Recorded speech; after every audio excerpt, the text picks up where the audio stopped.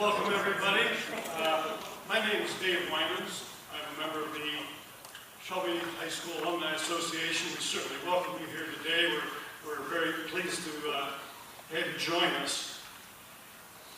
And it is my pleasure for us to introduce to you the inductees for the 2018 Hall of Distinction. Now, we're going to do it a little differently. They will be led into the auditorium by the newly formed drum circle. Some of you perhaps have heard of a drum circle. We hadn't until earlier this year. But the Alumni Association funded the purchase of the drums and the equipment for this drum circle. And it includes more than just band kids. Anybody who feels in rhythm could be part of this. And they are under the direction of our outstanding music director, Mr. Brian Neighbors. And they are ready to lead in the inductees.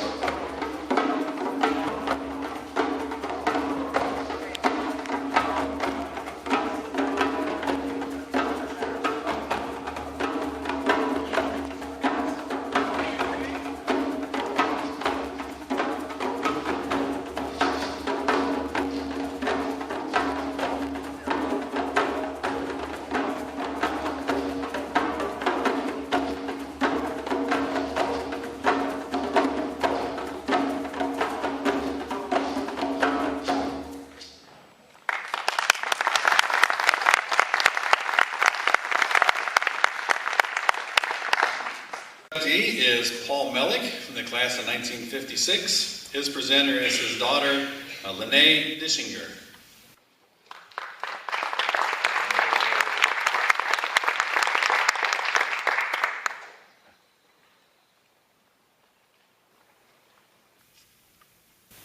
Today it is my great pleasure to introduce to you my dad, Paul Wayne Mellick. My dad's passion in life has been veterinary medicine. Over the years, my dad has devoted an extraordinary amount of time to his education, a love that has surcharged his drive to succeed, and succeed he did. It is not surprising that even my dad's senior year social studies class presentation here at Shelby High was focused on diseases commonly transmitted from animals to humans, a presentation that was a rather remarkable high school senior project, but that's my dad, remarkable. And yes, he remembers everything, even this presentation delivered to his Shelby High classmates more than 60 years ago. I have had the pleasure of reading my dad's autobiography, and through it learned just how much my dad sacrificed for his education, his country, and his family. His tremendous efforts in pursuit of excellence at every stage of his education and career are honorable. He has strived his entire life to achieve, and the recognition he is about to receive today is very well deserved. This amazing man is one that you have chosen to be inducted as a 2018 Shelby High School Hall of Distinction member, an honor made possible in part by the foundation set here at Shelby High School, and an exceptional English teacher and guidance counselor named Mr. Wendell.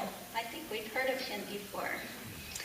In 1956, Mr. Wendell was instrumental in guiding my dad toward what he now refers to as the most important decision he's made in his entire life, choosing to pursue a college education.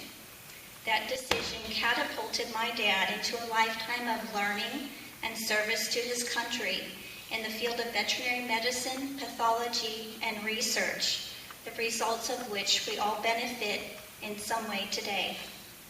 Please join me in welcoming the man who some call doctor, others address as colonel, but who I am proud to call my dad.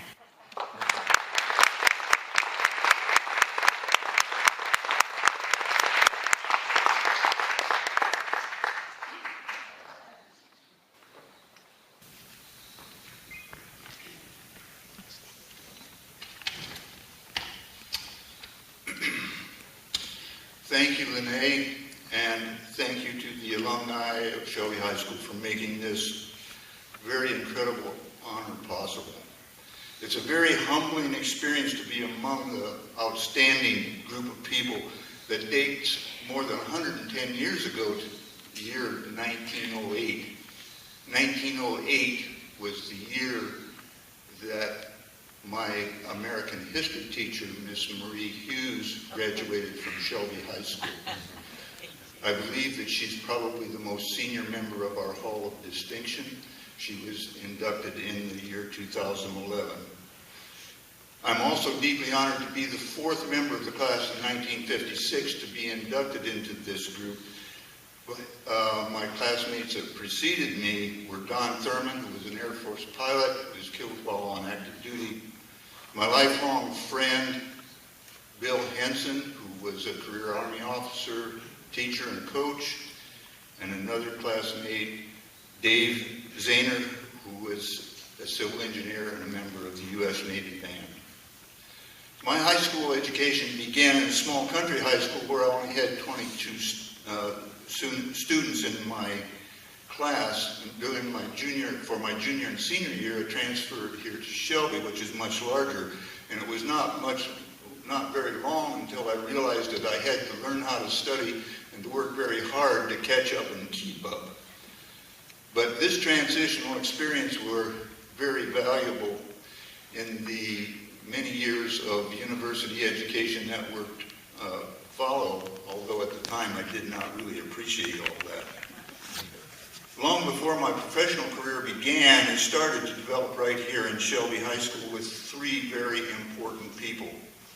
The first person was Dr. William Henson, the legendary Shelby veterinarian, who initiated my interest in veterinary medicine. I spent a great deal of time with Doc Henson at his clinic on East Main Street and writing with him while he made his farm calls. However, by the time I got to be a senior, my dream of becoming a veterinarian I'd almost given up because of financial constraints. And that brings me to the second inspirational person from Shelby High School, my senior English teacher and our school guidance counselor, Mr. Robert Wendland, who has already been mentioned 3 or 4 times. Mr. Wendland encouraged me to try to find some financial resources that might make it possible for me to attend college. And he also encouraged me to apply to Ohio State University in the pre-veterinary medical program, and he was very instrumental in helping me with that application process. If it had not been for Mr. Wendland's encouragement, I would not be receiving this honor today. As far as finances are concerned, I did not have to look too far, because when I told my grandpa, Mr. Arthur Mellick, about my conversation with Mr. Wendland, he readily agreed to help support me financially through 2 years of pre-veterinary medicine, 4 years of veterinary school at Ohio State. He's the most generous man I ever met.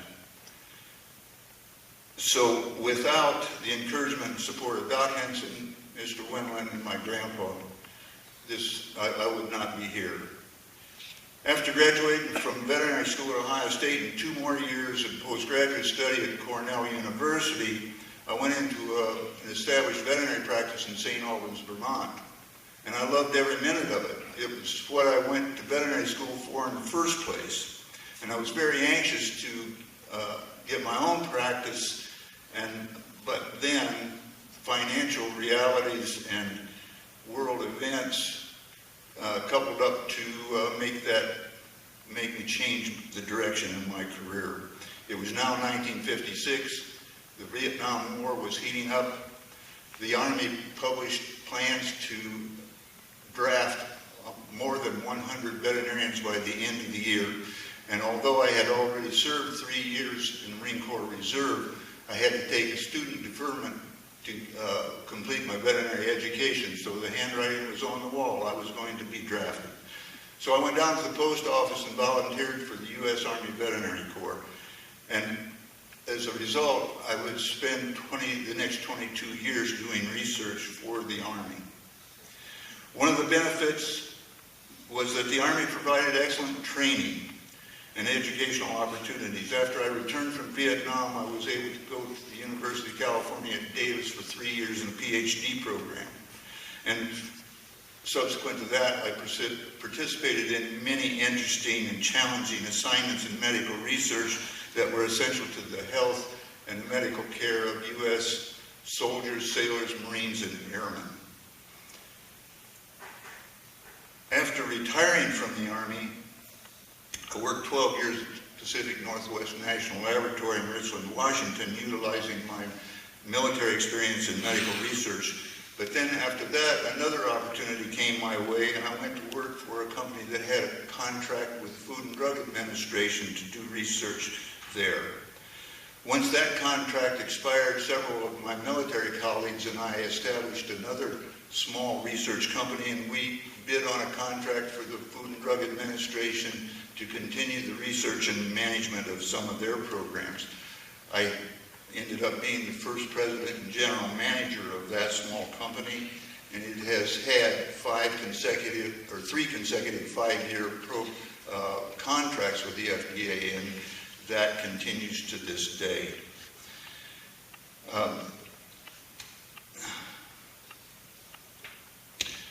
That brings me to the final person who has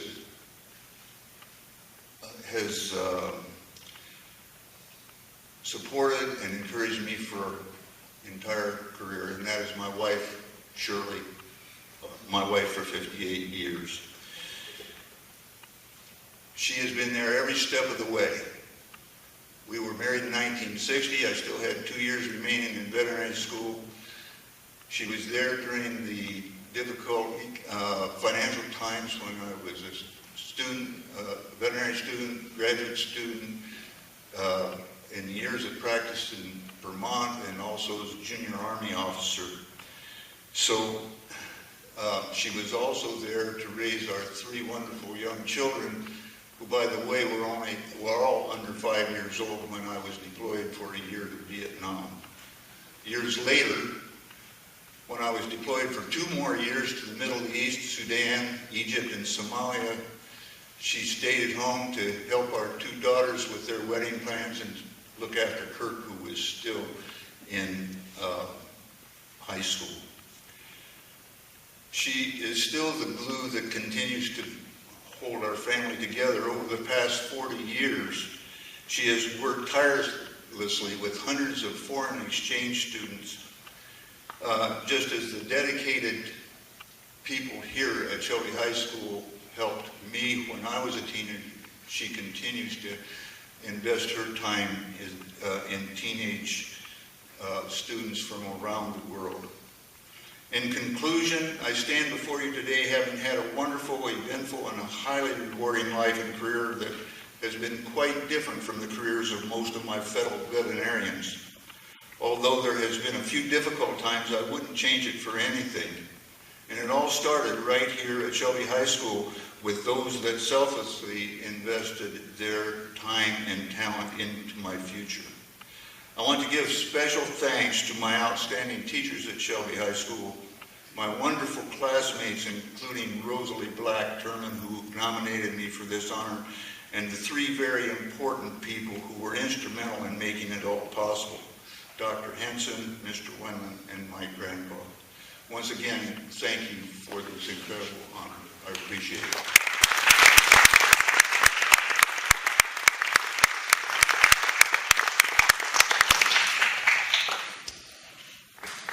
Okay, this does bring an end to our ceremony here, and again, I want to congratulate all of our inductees. After we're done here, we'll move down to the rotunda. There's a reception. Dinner does start at 6 o'clock. We can have the inductees and presenters kind of line up here in the front, and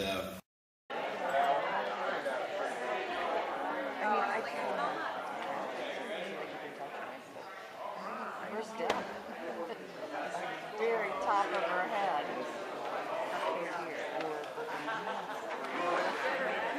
I was looking. No, sitting in the back of the tent. Don't move anybody.